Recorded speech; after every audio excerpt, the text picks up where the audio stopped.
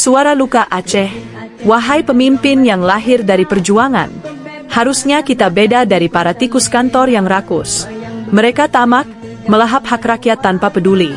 Sedang kita pernah berjuang demi keadilan yang suci. Tujuan kita bukan untuk korupsi pupuk di lumbung rakyat.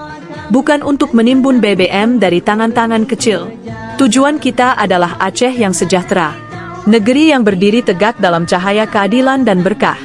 Jangan marah pada kritikan yang menyayat hati, tapi marahlah pada mereka yang melukai Aceh yang suci. Pada para mafia yang dibiarkan merajalela. Pada tikus-tikus kantor yang menjarah hak tanpa dosa. Proyek pembangunan yang setengah jadi, sisanya hilang ke kantong mereka yang tak tahu malu. Norma hukum diinjak demi harta semu. Aceh diperkosa oleh ambisi segelintir penguasa.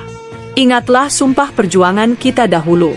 Bukan untuk berdiri megah di atas derita rakyat, tapi untuk memeluk Aceh dengan keadilan. Membawa cahaya harapan bagi mereka yang terpinggirkan. Wahai pemimpin, kami ingin Aceh kembali suci. Bukan hanya nama, tapi juga nurani. Jangan biarkan sejarah perjuangan kita ternoda.